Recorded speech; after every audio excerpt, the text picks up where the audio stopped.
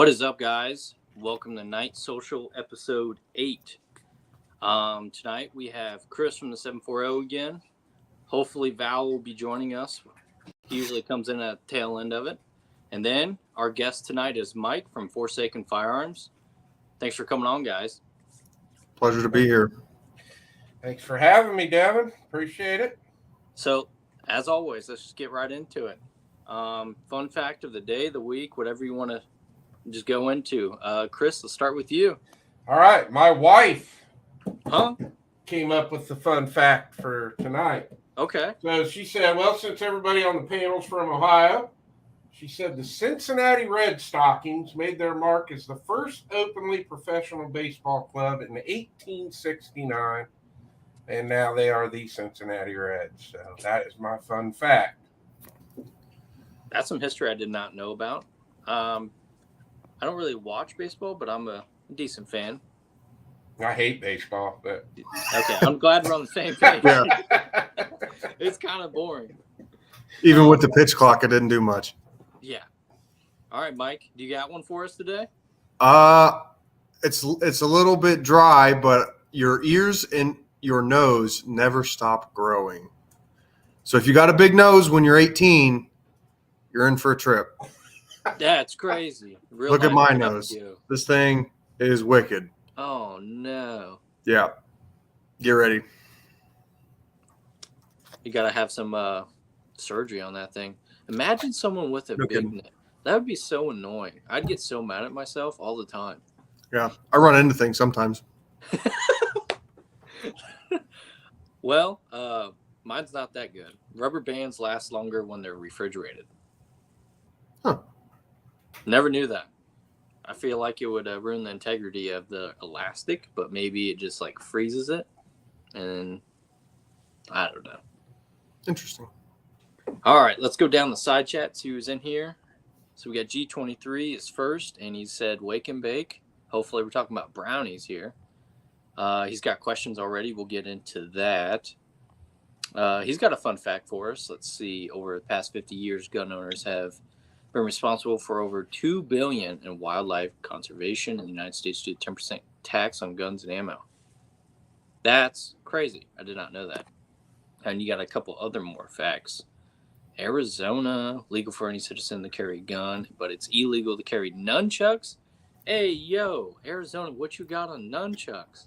There has to be a story or a reason for that. Like someone got fucked up with some nunchucks and pressed the issue.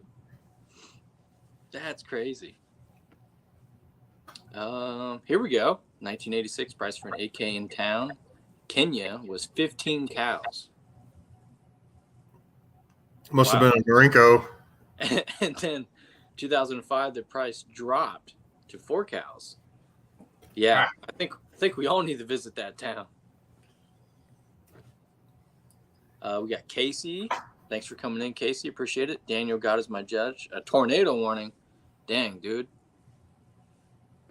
Out there in the... Where's Daniel at? What state's he in? it's in Ohio. We're It's under... an hour north of us. Oh, yeah, we'll be fine. Anti-M. Hate you, Kansas. Dog sign. Dorothy. That's funny. Kansas is the most boring state to drive through. 100%. So flat. All you see is cows. I was going 85 and the troopers were ripping past me. Just Yeah. You don't got to touch the wheel. If you got them like lane stabilizers, you could probably take a nap. That's crazy. They was like, we ain't worried about him. Lunchbox is here. Thanks for coming in. Reloading from the hot pod. Evening. Thank you. DJ Play Nice. Thank you. Listen in. Yeah, I think driving in any of those states is pretty boring. When I drove out to Tulsa, I think that was the only time in my life I contemplated suicide, driving across all those states. That's crazy. Yes, All right. no. We need that hotline. Whoever wants to drop that in, the 1-800. That's crazy. All right. So tonight we're going to be talking about the previous night shoot that I just had. We're going to go in a little bit of detail. And then we're going to focus mostly on Mike from Forsaken Firearms. And after that, we're just going to take some questions and go into whatever happens. So I had the night shoot that Mike attended. So we're going to get some kind of like RSO view to an actual like guy that shot at it. So this is pretty cool. So to get this happen was very, very rough. I had to go through 5 different ranges, board meetings, I guess you can call it. Everyone kind of like blew off the idea until Crawford was like, yeah, we'll give it a shot. And I cannot say anything less, but it went great in my eyes. Everyone showed up. They listened. They were safe. They lodged every rule under the sun. Some of the rules don't agree with, but hey, we got to do what we got to do. And I thought it was very successful. And it was so successful, we get to have another one. And hopefully, if that one's good enough, it'll solidify just to keep going. The next one's going to be a pistol only. It's in July 15th. Pistol only because I kind of want to give variety. A lot of people have pistols with lights. A lot of people don't have a full kitted out rifle or an AR or whatever you want to call it. So a pistol gives more variety, more people the opportunity to shoot with their white light or if they have night vision. And I might be having one of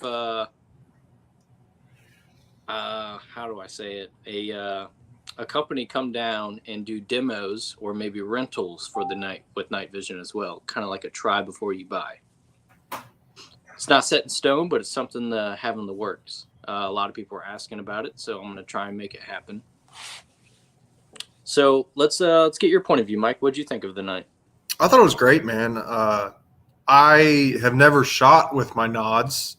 I bought them, looked at the stars a few times, and then just kind of put them away because most people get real leery when you try and shoot guns when there's no daylight. So it was good. It was an amazing opportunity to be able to shoot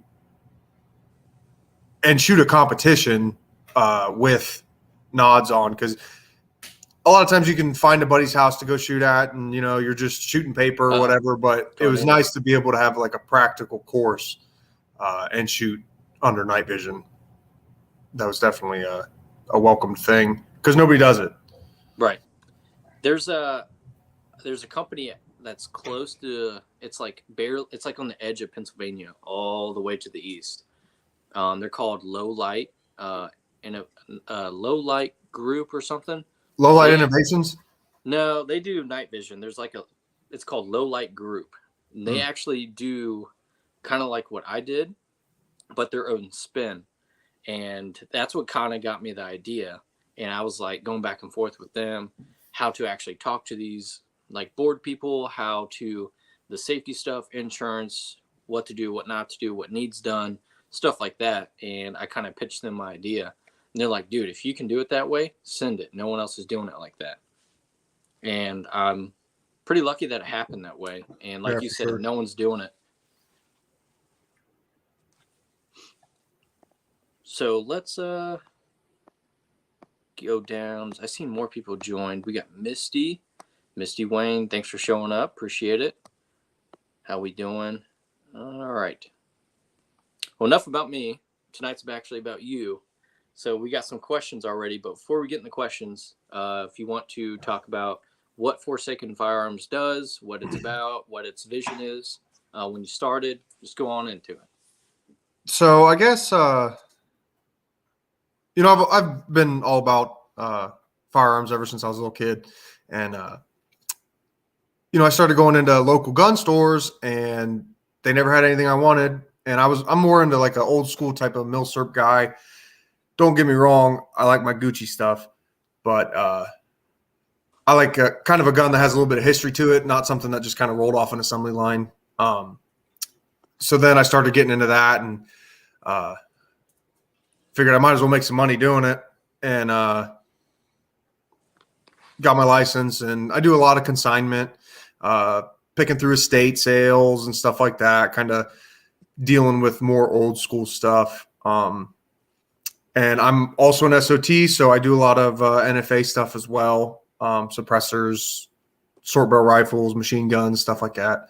And just kind of, I got my hand in every pot, man, I tell you. It was long road to get here, but I'm finally here. So just trying to get going and see where this takes me. I'd like to see myself having a range and doing all that type of stuff too, but that's in the future for sure. So you say you like guns with history. So what's like the oldest gun that you like, or a gun that has history? I actually just sold. It was a Springfield 1884, or no, 1831 or something like that. I don't even remember. It was a percussion cap musket from the Civil War. Wow. Found it in an estate sale. Had a little crack on the stock, but it wasn't anything big. But, everybody walked past that one and went to the Glocks and the ARs and all the other stuff. I paid $186 for that rifle and I sold it for $900. And like that, there's a diamond in the rough, man. That's awesome. People walk past the old school stuff and, think about it. That rifle sitting on that table helped form the country that we live in today, that we practice firearms every day with. So that was, right. I almost didn't even want to sell it because that was a substantial piece of history. And, but unfortunately I did, and I kind of regret it, but moving forward. Hey, live and learn. I mean, honestly, that was a good investment. Yeah. I mean, we're still early in this, so I got to make money. I can't keep everything I walk past. Otherwise I have to close my doors. So. Exactly. Yeah. That's priority. Yeah. But, pre-Vietnam service rifle. So anything from the AR-15 back is kind of where I, dabble in, and not just US stuff, foreign stuff, German, Swiss, Austrian, all that stuff. Okay. Well, that's pretty cool. I'm not really I'm into the history stuff, but I'm not very knowledgeable about it. And anytime I hear about that stuff, it's very interesting. And the fact that they went from what they had to what we have now, the innovation it's mind blowing. It's pretty crazy. You go from a musket fire cap that it may or may not go off, and you're like waiting. You're like, all right, it's a bad one. Put another one on. Your pan lights, and now you can't see your target anymore. Right. Yeah, it's crazy how everything evolved. For the people that don't know what either an FFL is or an SOT or the titles and stuff, can you kind of do it in layman terms? Yeah, sure. So an FFL basically just says that you're federally regulated to sell or manufacture firearms. I have a manufacturing license, so it's a little bit, I guess the rules I have to follow are a little bit different, but only on the manufacturing side of things. I can still sell guns just as anybody else, just as your local gun store. I maintain that capability, but and then as far as SOT goes, it's just a little kicker that you got to give to be able to deal in NFA items, which the NFA is the National Firearms Act of 1986. Basically, short barrel rifles, anything less than a barrel or barrel less than 16, short barrel shotgun, any shotgun with a barrel less than 18, and machine guns, stuff like that. Suppressors, it allows you to deal in those. So just because you have an FFL or a federal firearms license does not allow you to deal in suppressors. You have to go through additional steps to be able to deal in those, which I think everybody should own a suppressor. And if you don't, you should. And if you need one, let me know. So it's safe to say that there's levels to it. Yeah, for sure. For sure. And you say you manufacture, so you can take an old gun and refurbish it and resell it, or so I can do everything. I like to build a lot of parts kits. So you see, if you're ever on Atlantic, you see parts kits, and they're a bunch of parts to a gun that are disassembled and their receivers have been cut with oxyacetylene torch. I can make it run. I just finished a Sten, the side magazine thing. There's a video on my Instagram if you want to see it in action, but came from a cut up box of parts and got everything back together, welded up, and running. Is it? And it goes from that, or it goes from the extreme of building something from nothing to custom AR builds. If you want something built off of a specific receiver, you have to have a manufacturing license to do that. Your normal Joe Schmo gun shop can't take a stripped receiver and build you a rifle. There's a lot more to it than just clicking parts together. Right. Yeah. You can't just go to a mom and pop and be like, hey, Right. this, and this. We can't do that. We can only sell you this. Yeah, they can sell you a full gun, but then Right. you got to take everything. Then you got to buy everything yourself and take it off, and you're paying for parts twice, and nobody wants to do that. So, yeah. Speaking of prices, we won't really talk about them on here, but you're pretty competitive with the prices.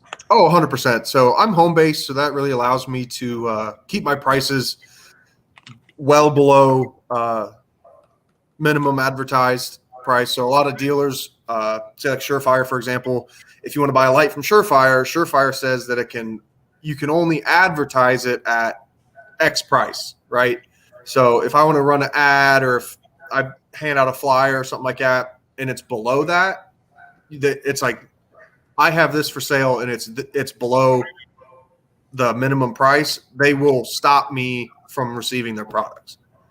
But if you call me or text me or shoot me an email or a DM or whatever, I can go below that price because it's not a public forum. Right. And Somebody gave me my email. Yeah. Speaking of, Guy, Val is here. Val, this is Mike from Forsaken Firearms. Thanks for joining, Val. Nice to meet you, Mike. Buddy. Nice to meet you, buddy. Good evening, Val. Chris just shared something. Do you want me to put it on the stream? Yep. All righty. Let's see what he's got.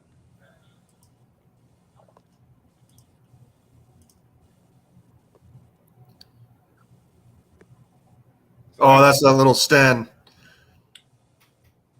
That thing's so cool. So you built that out of a couple pieces of metal or parts kit or what? So basically, if it's kind of hard to describe without, you have to know the anatomy of a Sten. Okay. Super easy. It's a super easy, cheap, 1944 cheap build. It's literally just a piece of DOM tube with a fire control group, a stock, and a barrel. And but when I got it, I had the fire control group and a torch cut tube. So I got a new tube, chucked it in the mill, milled out my charging handle slot, ejection port, mag well, all that stuff, welded everything back together, and got everything head spaced and good to go. So you have to do some work on that thing. You can't just like glue some stuff together. Yeah. No. You yeah, if you get your headspace wrong, you're gonna have an out of battery. And those are open bolt too. So everybody knows your AR-15, that fires from a closed bolt. So the bolt is in battery. So if this is your bolt, let me do a different one. If this is your bolt and this is your case, and they're like that, that's when it fires. You have to let the trigger go and it comes up and smacks it. That's then, if this is the case, this is your bolt, it just goes like that. And that's what fires it. So if anything gets in there and gets obstructed, it's failure. It's a problem. Oh boy. It's a problem. That's pretty much most of the full loader guns back then. Even Uzis were firing from open bolt. Uzis, PPS 43, 41, Stens. I'm in the process of working up a Ruger 1022 that fires from an open bolt. That's kind of cool. They're sweet. You can only put a 15 round mag in it because it shoots so fast. You'll overrun your magazine.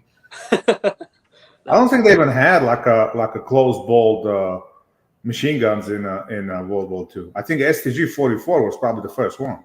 Yeah. You ever come across one? I have not.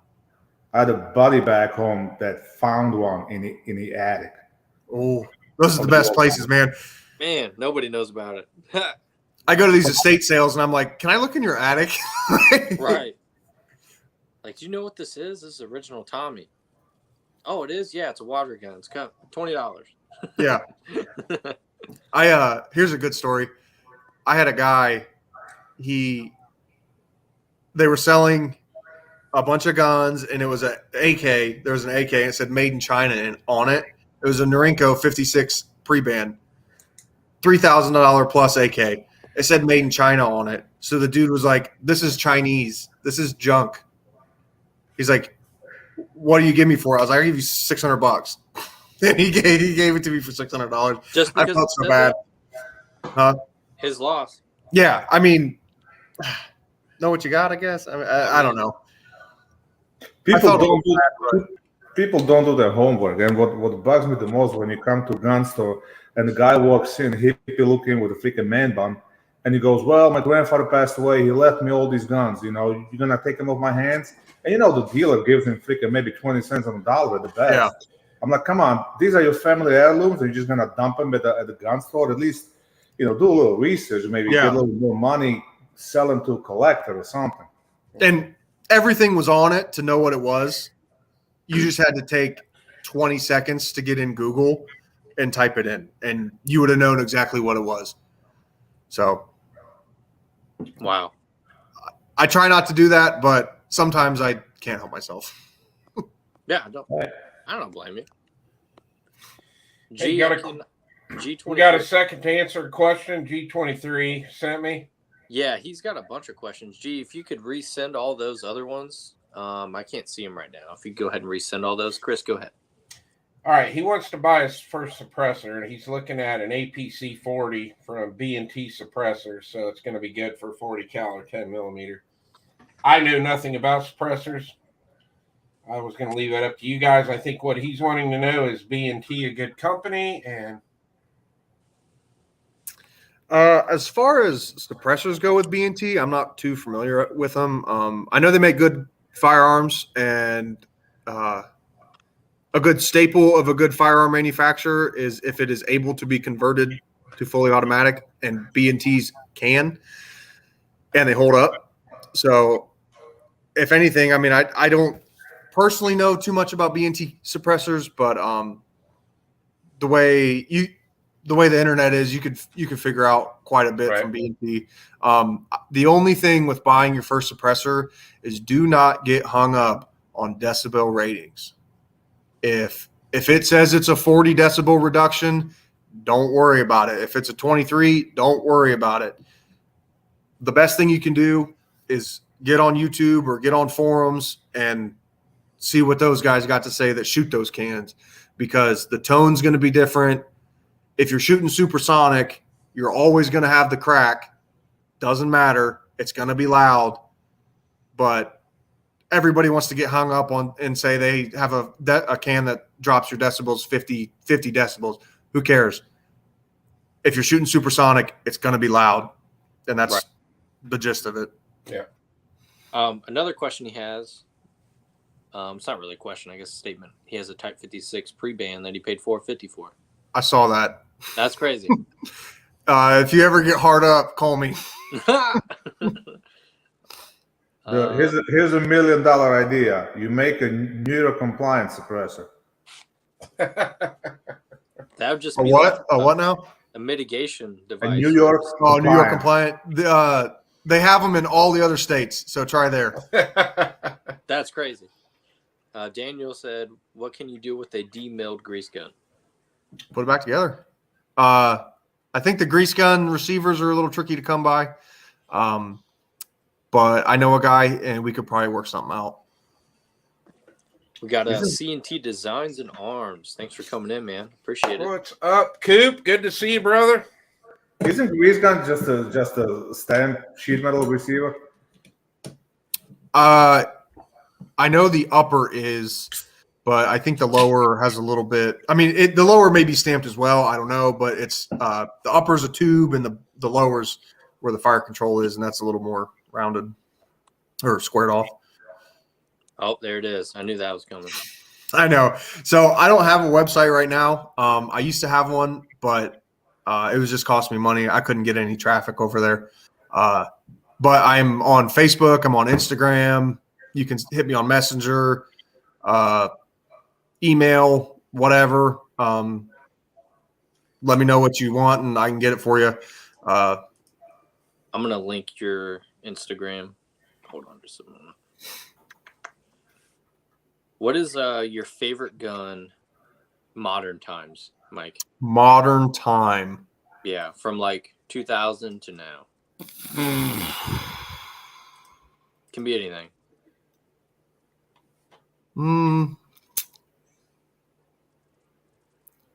I love my staccato, dude. I tell you. Hey, yeah.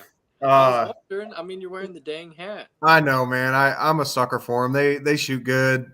They shoot really well, and they're worth it in my book. But as far as rifles go, I would probably go.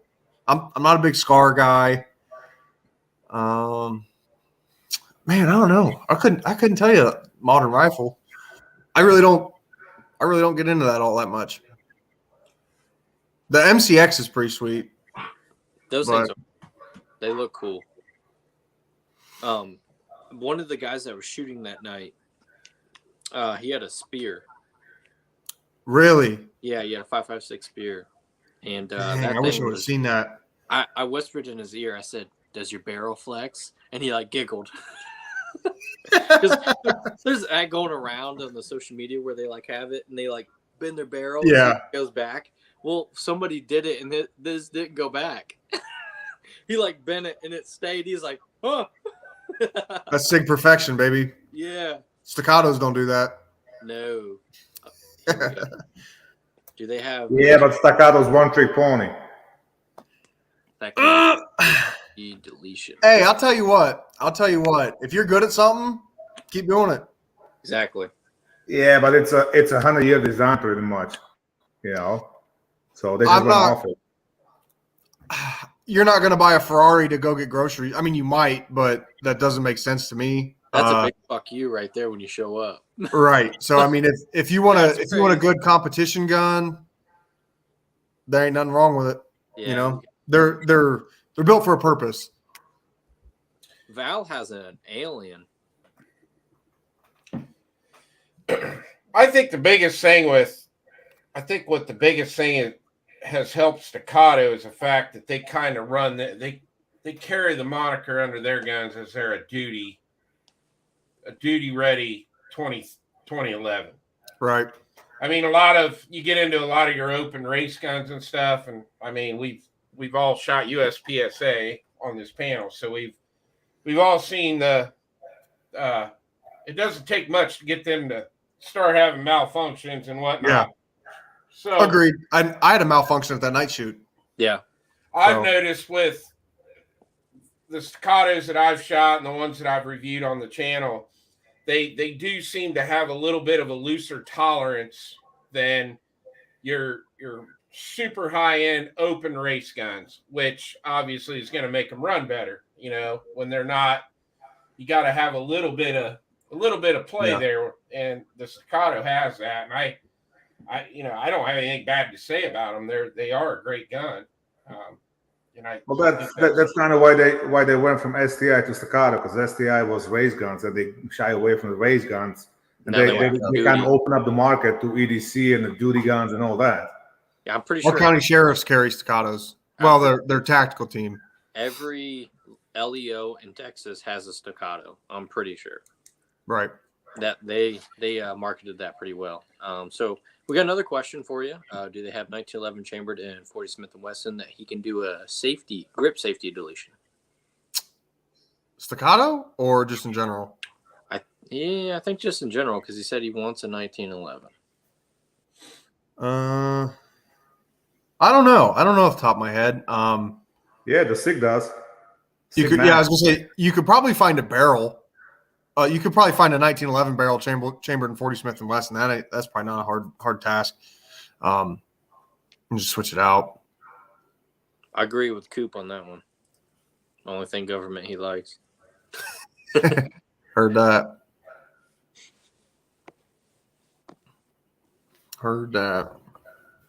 So Val, how's that alien doing? It's doing good. I'm trying to figure out how to make a CZP-10 magazine work with the Staccato. What the hell's wrong with that? What happened? Well, I I cut the magazine catch, but God this over bless here you. is a little narrower than Alien. So then I took a welder to it, and I'm trying to build this up so it'll actually catch on a magazine catch. And since I can't weld for shit, that's what it looks like. And I think what I'm gonna do is just cut the magazine right here and take the bottom portion, weld it to the bottom of the Alien mag, and just make a 140 millimeter magazine. Where would I go to get something like this welded? Like a body shop? Definitely not New York. Yeah. I mean, you could probably go to like a welding shop. They'd probably do it. Nah, my welder can't do it because he's dealing with the big steel. He says he's gonna burn right through it because this is this is little thin steel. Yeah, that's gonna be kind of hard to find. Yeah, see, I was thinking like maybe TIG welder or something. Maybe I think maybe a body shop would be the best deal. Somebody that's welding a lot of sheet metal. There you go. So Rock Island has 1911's chambered and 40 Smith & Wesson, and you can delete the grip safety on it because I've got mine pinned on my Rock Island 9mm. So Dremel, Bubba. JD Weld. You ate that mag up. I thought like a dog or that turtle got a hold of it or something. That turtle's still out there. You're muted, Val. You're muted, Val. That's crazy. They designed Alien design magazines around the P10 max. So the base pad fits. It fits inside the mag well and everything. It's just the mouth of the P10 is, I don't know, maybe 1/8 of an inch on each side, narrower than the Alien. Like, you sons of bitches.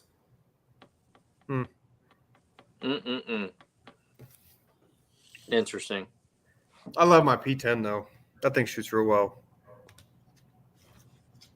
There you go. Brazing. Yeah, I don't think the brazing will work on this. It's a steel, so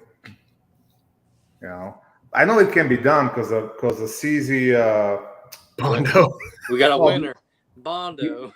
The open gun from the CZ. That's how they come with the magazines welded. Bondo. At least, come on, G23. At least use JB Weld.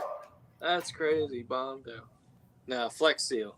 So if their mags are based off of, I'm just throwing this idea out there. If their mags are based off of the CZ, could you use a mag from the, damn it, I'm drawing a blank. What's the name of their open gun?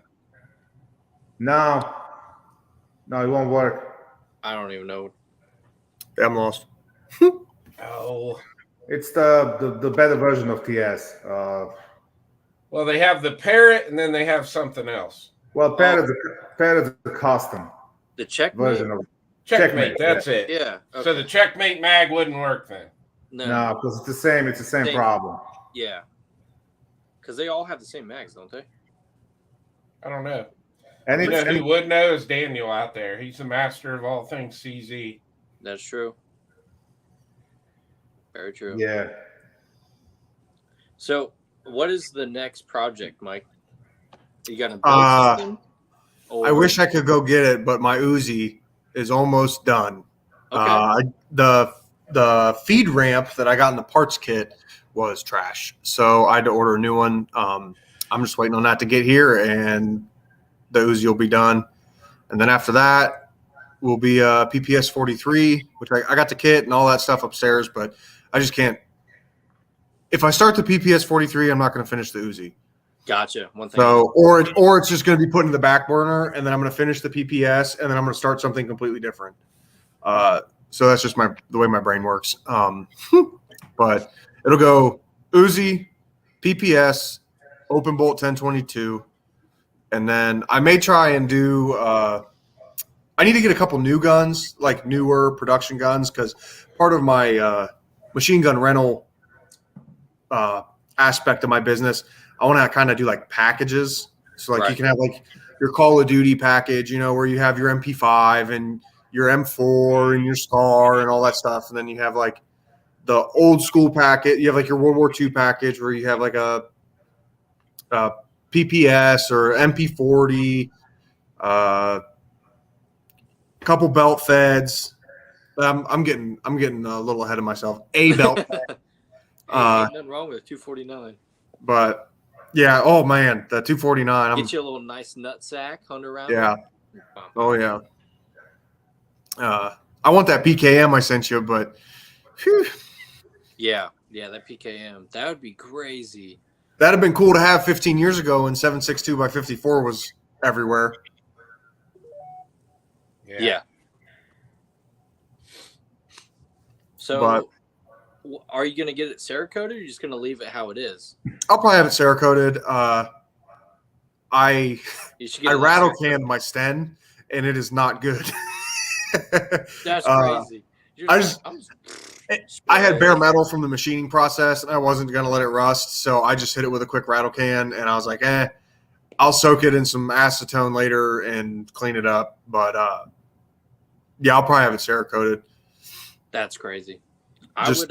You should do some really cool Cerakoting on those types of guns, like Desert Tiger or Blue. Yeah, Tiger, like Red Tiger, Blue Tiger, stuff like that. Gold, yeah, or like that's definitely in the they'd be like in the works. Chrome machine gun. Oh, that'd be so crazy. Yeah, that'd be sweet. A gold one. Yeah. Like a gold AK or something like that. That'd be wild. There you go. Liberace's AK or something. Yeah. Like upgrade to $10 and you get AK in your package, and they're like, oh my god. But I think machine guns are fun, and most people think they're 100% illegal, which they are if you do it the wrong way. But some people think suppressors are illegal. Right. It's crazy. Yep. The way I explain it is people still need machine guns. Law enforcement agencies, military contracts, overseas military things. And where can you get machine guns if they're not able to be made?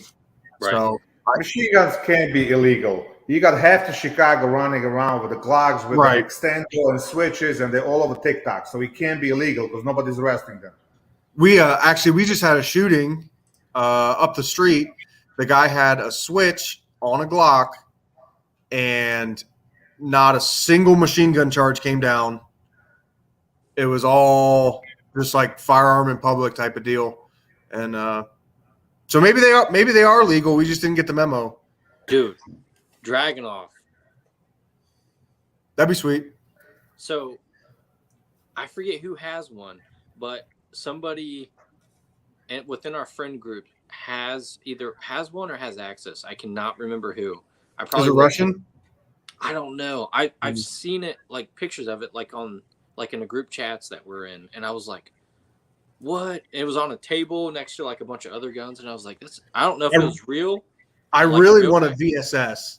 Oh. Now I'm kind of getting into fairy tale land, but the VSSs are sweet. That was it 9x39, I think is what it shoots. 10, 15 grand. Yeah, they're expensive for a real one. I mean, right. That would be insane. A fully integrally full auto 9mm. Wow. All right, now I'm salivating. It's 9x39, so basically think like 300 blackout is to 5.56 what 9x39 is to 7.62 by 39. So it's a big fat bullet. It's a big fat 9mm bullet shoved in an AK case. And dude, it's silent. It is silent because it's so heavy. Yeah, it's subsonic. The trigger reset's louder than the gun. Wow. Man, now we got to get one. Well, you got to get one. I know. They're sweet, man.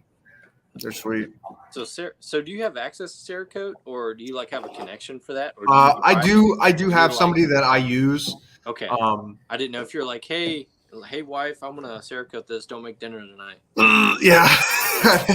I don't think that'd go too well.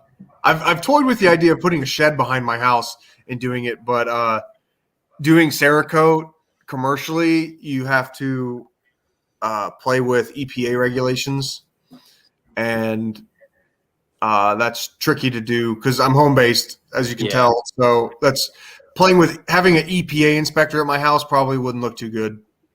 No, and that's one less thing you want to worry about, especially right now when you just started up relatively. And so if you want some Cerakote done, I got a guy that I use. He cuts me a deal, and everybody makes money, and you still save money. So it's a win-win all around. Heck yeah. So do you just collect those machine guns or you sell them? I just collect them. Okay. Well, I don't collect. I make them. Which is But cheaper. I can't really sell them until I go out of business because law letters are really hard to come by nowadays, and you need one to transfer a machine gun to another dealer. So basically, you have to go to your police department and be like, "Hey, I need a letter from you guys saying that you want to see this gun operate because you may want to buy it." And most police departments are not willing to do that because then now they're getting entangled in your mess. And secondly, the ATF has to approve that. And if you're trying to get a M249 belt fed 5.56 machine gun for Podunk Police Department, not happening. So they're tricky to come by. But the kicker is if you go out of business, you can transfer it without the letter. So every now and again they come up. Which that's good for you though, because you can capitalize on that. True. But they make you pay for them because they know exactly what they are. Do you have a Dragon or a PSL? I don't even know what those are. A PSL is Romanian, Dragon is Russian. Yeah. Like a drag? Oh, like what we were just talking about. Yeah. The Dragon is like real Russian, and PSL is a Romanian version of it. Gotcha. Which you can still get PSLs pretty commonly. That's crazy. Yeah, but other than collectors value, there's a lot better guns out there for that money. Yeah, true. You ain't gonna be sniping nobody with a freaking Dragon over PSL. So for the same money, you're gonna buy freaking Accuracy International and shoot at mile. I think too, Val, what you might have missed part of that chat was what he's doing is he's also going to start a business where he's going to rent those guns out where people can come and shoot them. So okay, that's actually, well, like I said, it's collector's value or something like that. Yeah, a normal guy that shoots long distance ain't gonna go and buy a PSL. Yeah, you still got collectors out there that like the stuff. Right. Yeah. You still got people out there that like Glocks for some reason. So most people have never shot a machine gun, and they will pay to do it. I mean, I'm here to please the people. Give the people what they want. I know I shot a freaking MP5 in North Carolina in Raleigh, and it cost me $100 a Mac. Mm-hmm. So the way I do it, pretty much, I do it two ways. So you can bring your own ammo, and then you just rent the gun. But if you're bringing your own ammo, you are bringing a receipt showing that you bought that ammo, because I'm not letting anybody shoot hand loads. You're not blowing my stuff up, and you're not going to blow yourself up. Right. So if you want to bring your own ammo, you're more than welcome. Bring a receipt to show that you bought that ammo on that day, and you're good to go. Otherwise, it's caliber specific, but it'd be anywhere from like $15 to $30 a magazine. Shit, where you located? I'm coming over. I'm in Ohio, buddy. Yeah. So, Val's going to move here eventually. We're going to get him in Ohio. Yeah, he's not going to go to Tennessee. Tennessee's getting. I'm going to come to Ohio. I'm going to come there for a week between Daniel and Chris and David and now this guy. Holy shit! Ohio's you got to find stuff to do. I'm not worried about that. Chad's with us now. Thanks, Chad. Thanks for showing up. Appreciate it. So PSL looks like a Dragon, but very different operating system. I think Chad's build video just went live too. Really? Okay. Yeah, I'm going to check that out before I go to bed tonight. Heck yeah. So you just started your Instagram today, correct? I did, yes. Work in progress, I was on Facebook, but dealing with all that bureaucracy, I didn't want to deal with it. And then at that night shoot, I found out that everybody's on Instagram. and Yes. Instagram's kind of where the gun community has migrated to. So my boomer ass decided that I should make an Instagram, and that's pretty much where all my content's going to be from now on. I'll Okay. still post sales and some on-hand inventory on Facebook just so people can see it, but I'm going to hopefully push everybody into the Instagram so they can contact me on there. So the main source of contact or reaching out to you will be Instagram? Either Instagram Messenger because it's tied to my Facebook Messenger, so I get everything, and I still work a day job, and I got an earbud in my ear all day, so I hear that little. It's got a very specific sound, so I hear the ping, and I'll know that it's a message. And 9 times out of 10, I'll reply to you probably within 10 minutes. That's pretty quick response time. On my business, my average time is a half hour. I'm terrible. Oh, that's rough. I don't do anything at work, so. People are like tapping their foot. They're like, I want nods now, motherfucker. Right. I just threw the link out there, Coop, for so did G. Yeah, you got 2 to choose from. 3. 3. All right, let's test him. I just sent him a message on Instagram. Yeah, yeah, me too, Daniel. I those works bombs? Those are my favorite. So I grew up on a junkyard, and I would may or may not make a couple of those and throw them in a car and close the door and watch the windows blow out. I'll have to try that. And it was more fun when I was a kid because we still had glass throwaway bottles. Whoa, yeah, destruction. 2 Live Moo's with us. How we doing? Shooting map gas tanks were always fun too when I was a kid. I always enjoyed the porcelain on glass. That was my MO. It just shatters it right away. Like you take the porcelain part of a spark plug, break it, and just throw it gingerly at a piece of glass, and it'll shatter. We'd spend an hour and a half in a junkyard, like you were saying, just breaking windows. For some reason, it's so fascinating. Yeah, it's just it pleases the mind. You guys got issues. It's poor Val. Poor Val. I'm like the only one normal here. Well, you're in a bad state, buddy. You're the only one not from Ohio, man. This is what happens in Ohio. You told you got to find stuff to do. I'm the only one not from U.S. Yeah, that too. That's true. Damn, that's true. That's true.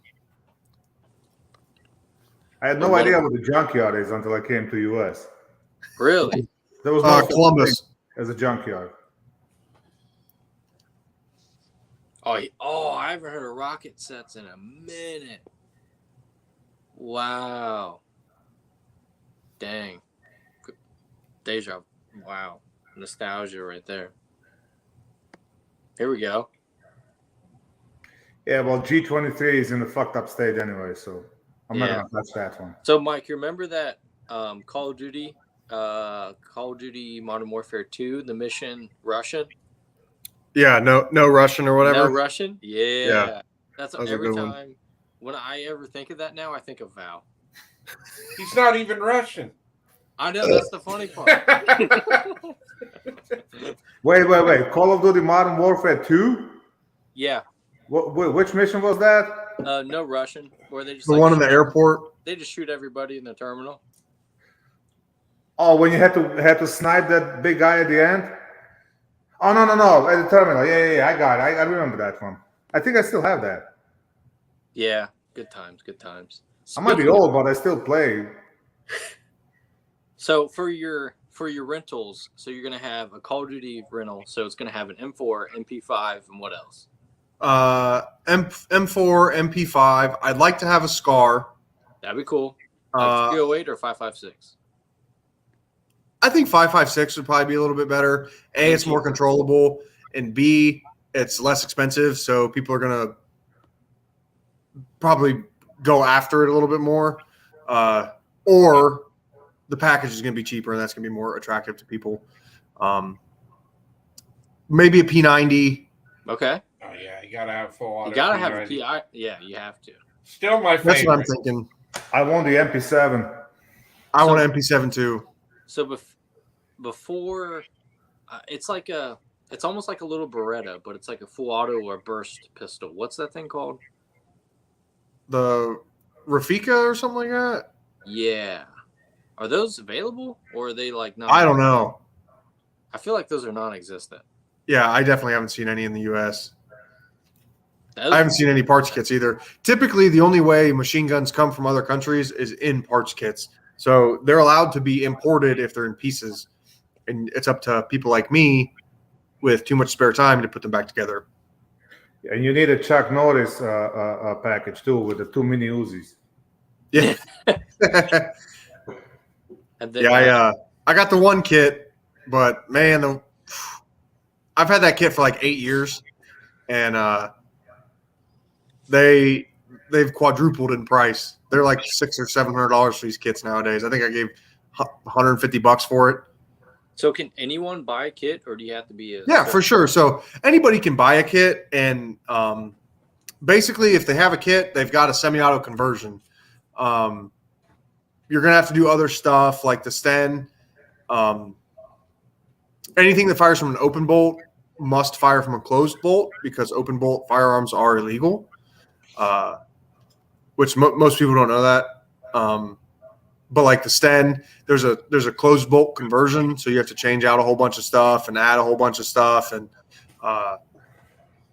tweak things here and there and make sure that this part can't fit in the receiver and stuff like that. But pretty much anything that you buy in a parts kit can come or can become semi-automatic. So if you buy a parts kit like an AK and you build it as a semi-auto, then you can legally sell it, no problem, right? 100%. And I do that. Yep. So, and a lot of the parts kit guns that people want, you're never going to find at a gun store. So, like a PPS 43, for example, the thing that shoots like ridiculously fast, it has the drum mag. You can make it semi-automatic, and they're sweet. You know, plenty of people want one. They'd be more fun and fully automatic, but unfortunately, that's not the way the world works for most people. So just having it, though, is a lot of the satisfaction. And another question, what about a PPSH? That's what I'm talking about, the PPSH 43. Okay. The PPS 43 and the PPSH. Oh, it's either a 43 or a 51. I don't know. The Russians got kind of weird with the way they did stuff. It's like Volkswagens. Same thing, just a different number. Yeah. Change one number and it's completely different. So stealth platypus, okay. He ordered one of those. Chad ordered one of the platypus 2311. Mike, have you ever heard of the platypus? I just saw one for the first time probably a week or two ago, and they look sweet.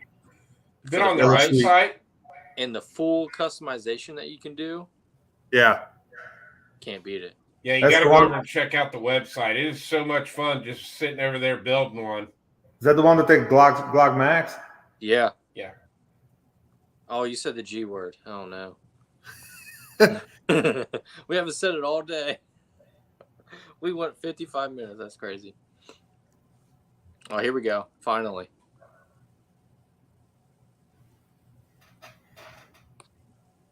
Well, guys, we're coming up on 5 minutes, so we're gonna go around the panel and plug anything you got to plug, anything that's coming up, any type of videos you're dropping. We'll save the best for last, our guest. So, Val, if you want to go first. Well, thanks for having me. Sorry being late. And you go check out my short about a Holosun 507C. You can actually change the battery in it. Inside is a regular 2032 battery. And I use a special homemade tool to do it. Go watch the video. Okay. Nice. Nicely done. Before Chris starts, Tennessee Pickers Firearms, thanks for coming in. Appreciate it. I just got off of work. Don't be sorry. I appreciate you stopping in. Chris, go ahead. Going to wrap up as soon as I get off of here, I gotta go finish one piece of a video, and then tomorrow will be the end of the Monstrum week and Wednesday night live chat, 9:00 Eastern. And I appreciate you having me on, man. This is fun. Thanks for coming on. Who's going to be on the Wednesday night live chat? We're doing we're letting JH586 and Thorzax take over and let them. Okay. They get to pick the topic. So, Oh, and then I'm gonna get a really good show, a good topic. You and I kind of talked about it today. So a week from Wednesday, we're gonna do that show. We definitely got to get Val on for that one. Gonna reach out to Big J and try to get him to come on, and a couple other guys. I'm gonna kind of leave that one under. We're gonna keep that one on the down low for a minute. I think it's gonna be a fun show. So okay. I'll talk to Val about it over the weekend. Awesome. Great things. All right, Mike, take it away, man. I just want to say thanks again for having me on. Go ahead and check out my Instagram. It's Forsaken_Firearms 1776. There's a few links in here for it. Go ahead and click on them. If you're curious about suppressors or you have questions, feel free to ask. I love just talking about it. So guns are what I enjoy doing, and I love just talking with other people that like to talk about guns, or if you wanted to learn stuff, I love teaching. So hit me up and let me know if I can help you in any way. Awesome.